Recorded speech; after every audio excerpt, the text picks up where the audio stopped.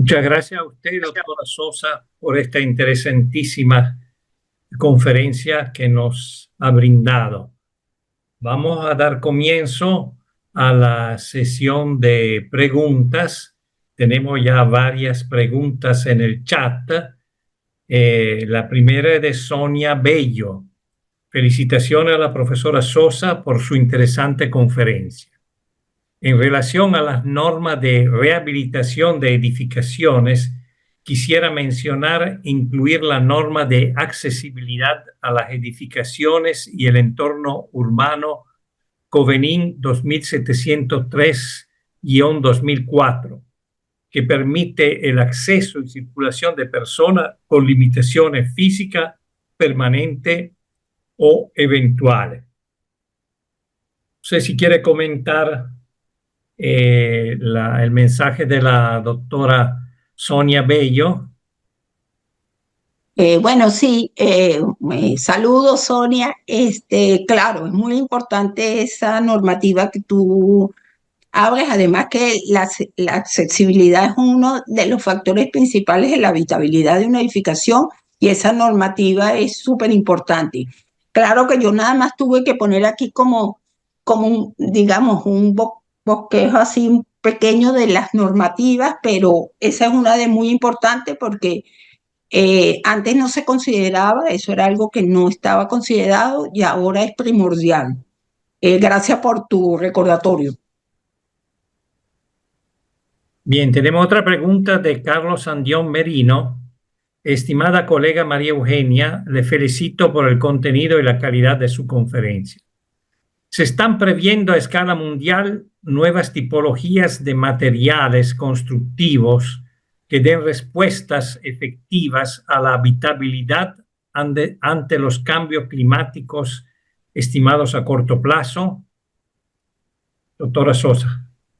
Sí, bueno, ya cada vez ahorita la preocupación ambiental es muy grande en estos momentos y debemos, ya para para el 2030, se deberían generar reducciones de las eficiencias eléctricas energéticas y así de los nuevos materiales. Sí se están buscando materiales que sean más resistentes tanto al agua como a las condiciones atmosféricas. Y una de las cosas que partimos mucho en la Facultad de Arquitectura es que, por lo menos nosotros, en el caso de Venezuela, tenemos que revisar las normativas y hacer que nuestras normativas sean más flexibles y sean unas normativas que permitan la innovación y aceptar todos estos nuevos materiales. Es decir, todos los materiales que permitan ser más armónicos con el ambiente y que se adapten mejores a las condiciones ambientales. Entonces, sí, hay muchos estudios y en eso estamos. Ya uno lo ve en las tuberías, por lo menos en las tuberías de agua caliente ya se está utilizando las tuberías de termofusión, lo cual favorece muchísimo que se oxiden menos las tuberías, lo cual va a ocasionar menos problemas a nivel de las patologías en paredes y fachadas. Bien, muchas gracias, doctora Sosa. Tenemos una pregunta de Jairo Barradas Hernández. Excelente presentación. ¿Se ha estimado el costo aproximado de los planes preventivos en porcentaje con relación al costo total de un edificio? Gracias por su respuesta. Perdón, no oí bien cuál era el costo, ¿cuál? El costo aproximado de los planes preventivos en porcentaje con relación al costo total de un edificio. Sí. El costo aproximado de los planes preventivos. Bueno, cuando hablamos de habitabilidad y nosotros incluimos los planes de construcción, hay unos planes de construcción y también como habitabilidad debemos considerar los planes, los costos de el uso y mantenimiento. Y siempre vemos que si el edificio está muy bien construido, es decir, con buenos materiales, buenos diseños, buenas instalaciones de equipamiento, los costos de mantenimiento van a disminuir. Entonces, ya eso por ahí hay una ganancia, pero siempre es necesario tener una excelente política de mantenimiento. Es decir, no podemos dejar que los edificios lleguen a estar en mal acabado para utilizarlo, porque ahí, para reparar, porque ahí sí los costos se disparan. No, cuando uno tiene planes de mantenimiento diferidos por tiempo y por componente o por instalaciones, uno puede ir definiendo qué componente necesita. Vamos a suponer que tengamos que cambiar los ascensores. Estamos revisando que los ascensores hay que cambiarlos a lo mejor en un año. Entonces, si nos dimos cuenta un año antes, podemos con tiempo ir buscando ya los presupuestos, y si vamos a suponer que hay que reunir lo que llamamos una cuota extra, se puede ir reuniendo la cuota con tiempo y hacerlo antes de que se llegue al periodo final. Y un poco lo que dije antes, en un país como el de nosotros, con una alta inflación, todo lo que hagamos o compremos antes al principio va a abaratar costo y va a hacer que nos mantengamos mejor con nuestro presupuesto. Muy bien, tenemos otra pregunta de Fernando Martínez. Desde el punto de vista urbano, los últimos tiempos se caracterizan por una gestión del control urbano muy laxa o acomodaticia. Casos Las Mercedes, El Hatillo, por ejemplo. En ese entorno caótico se hacen remodelaciones a diestra y siniestra en plantas y penthouse, generalmente residenciales, que inhabilitan sistemas de ventilación forzada, ventilación de bajantes de basura, baños que terminan conectados en drenajes de agua de lluvia, de losas de techo, etc. Esto bajo el manto de desconocimiento de los copropietarios, que en su mayoría ignoran las consecuencias futuras de esto.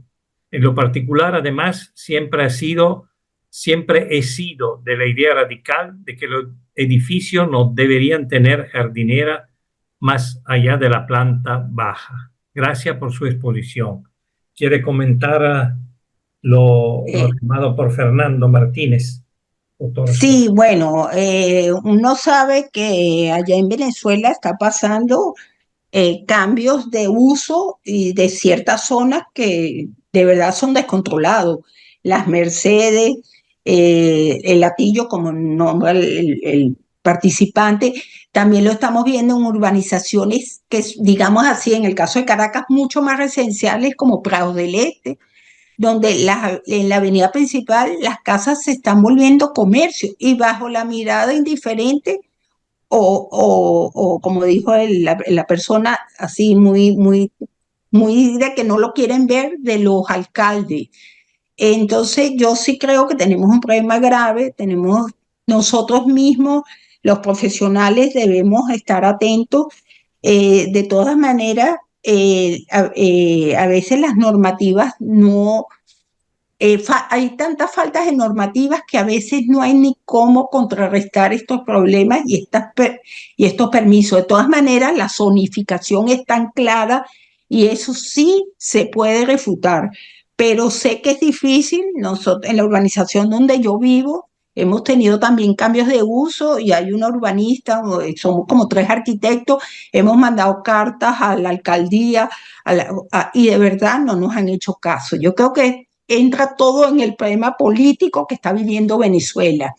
Y de verdad que es una injusticia, porque es una injusticia con los otros copropietarios, y se altera no solamente el urbanismo de la zona, también se altera, como dice el participante, si es un edificio donde además hacen un cambio de las instalaciones y del uso, oye, está afectando también a toda esa comunidad. De todas maneras, sabemos también que hay a veces cambios, que a veces el valor de la tierra es mayor que el valor del edificio, pero todo eso debería ser como era antes, en los años 70, que había el OMPU, que era la Oficina de Planeamiento Urbano, que controlaba este tipo de cosas. Y había por lo menos un ente al quien recurrir, pero ahorita digamos que estamos un poco indefensos al respecto. Muchas gracias, doctora Sosa. Tenemos Sandra Álvarez, que le da las gracias. Muchas gracias, profesora. Y una pregunta de Yajaira Freites. Dada la esperanza de vida de un edificio, los planes preventivos y de mantenimiento tendrán que ser parte de los gastos de condominio. ¿Puede usted disertar sobre este asunto? Bueno, los planes de mantenimiento siempre van a ser gastos del condominio, a menos que la persona esté alquilada, pero los propietarios tienen que pagar los gastos de condominio. Lo que sí ha pasado ahora es que antes habían unos fondos de reserva, o se hacían una previsión de fondos de reserva y con eso se iban cubriendo los gastos, los gastos preventivos. Lo que ha pasado es que con este problema que hemos tenido con el dólar y eso, los edificios, digamos así, han dejado de hacer gastos preventivos, o mejor dicho, planes preventivos, y todos los planes son correctivos. Solamente se rompe un tubo, se arregla. Se paró la bomba de agua, se pide dinero o se saca de lo que hay para la bomba de dinero. Es decir, estamos trabajando con los niveles solamente correctivos. Tenemos que llegar a tratar de hacer los preventivos, porque preventivos a la larga salen más baratos. Así que yo creo que esa tiene que ser una política que, bueno, si Dios quiere el cambio de gobierno y todo, y se fija ya un precio, que tengamos un precio de $1 más estable, donde ya podamos ir planificando mejor, o hasta ahí lo que yo dije antes, si tenemos que cambiar los ascensores, bueno, se pueden ir comprando ciertas cosas, se puede ir haciendo preventivamente, parte de eso, parte de los requerimientos se vayan haciendo con tiempo. Ahora, definitivamente los gastos de condominio corren por parte de los propietarios, y mientras menos, o mientras la comunidad menos pueda aportar, el inmueble va a ir perdiendo valor, como inmueble, es decir, cada vez va poniéndose en peores condiciones y cada vez va a ser más costoso el arreglo. No sé si contesté la pregunta. Muy bien, muchas gracias, doctora. Tenemos Debbie Méndez, que le da la gracia. Muchas gracias. Excelente exponencia. Gracias al doctor Alonso también, de parte de Debbie Méndez. Bueno, no hay más preguntas en el chat. No sé si hay alguna otra pregunta que quieran formular. ¿Mm? Inclusive pueden tomar la palabra levantando la mano, ya que tenemos un tiempito aún. Bueno, si no hay más preguntas, yo quisiera pedir al profesor Alonso y a la profesora Sosas dar unas palabras de cierre, unas palabras conclusivas a sus ponencias, por favor.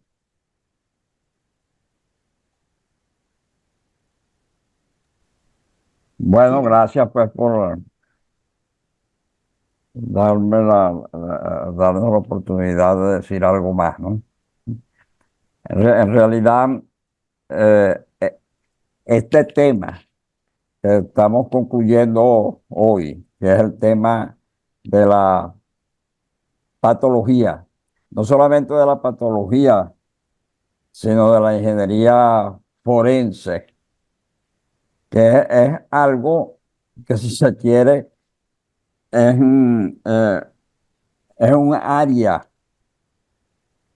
poco conocida relativamente. O sea, cuando digo poco conocido, lo digo entre comillas, ¿no? Porque resulta que la ingeniería forense y la patología la hemos ejercido los ingenieros y los arquitectos toda la vida, ¿no? Pero nunca se le había calificado de esta manera, ¿no? Simplemente ahí los términos que se habían usado eran los de reparación, ¿no? Daño y reparación. Y,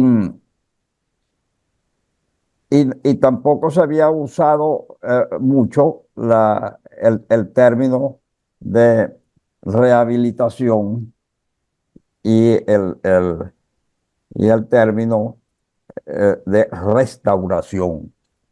La restauración, que es algo que ha debido tomarse en cuenta desde hace muchísimos años, sin embargo, no existían muchas normativas sobre eso, dio lugar a que aquí se hicieran muchas transformaciones en edificaciones que rompieron la historia de esas edificaciones. Un ejemplo, por ejemplo, es la casa donde nació Simón Bolívar. Esa casa tiene 2 pisos, cuando en esa época no habían casas de 2 pisos en Caracas, ¿no? Tiene mármoles cuando tampoco pues ese era el estilo en aquella época. Pero bueno, una administración política quiso darle esa otra apariencia pues a esa casa. De tal manera que esas normas como eh, que hoy sí existen, con relación pues a las rehabilitaciones y a las restauraciones, ¿no? Eh, eran, eran necesarios y afortunadamente hoy existen. Solamente que desgraciadamente pues no se están tomando mucho en cuenta en en algunos sitios, ¿no? Entonces, este tema pues que estamos eh, terminando hoy, y que la profesora pues María Eugenia Sosa ha hecho pues muy buena intervención para cerrar este tema. Eh, creo yo que es un aporte que nosotros hemos podido hacer em, para orientar lo que debe ser tanto la ingeniería forense como el tratamiento de la patología en las edificaciones. Entonces, yo quería aprovechar la oportunidad también de agradecer a los profesores que nos antecedieron pues en estos temas: profesor Bonilla, profesor Velasco, profesor Urich, la profesora Oladis Rincón, ¿no? Que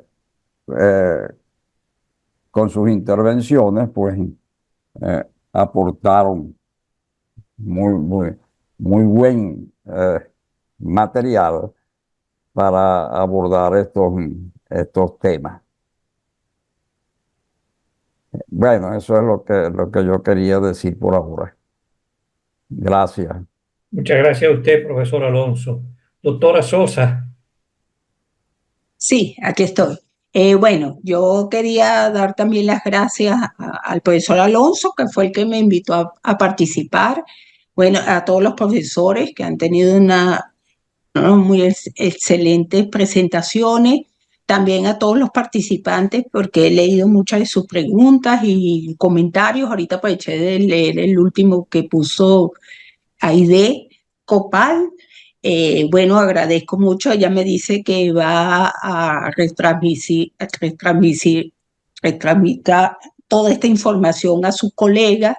Yo quisiera, bueno, sobre todo recordar eso, que es muy importante, hacer planes preventivos, discriminar por estructura, espacio, instalaciones o componentes de herrería o de madera, porque cada uno va a tener unos tiempos y unas condiciones distintas y son afectadas por diferentes agentes, para decirlo así.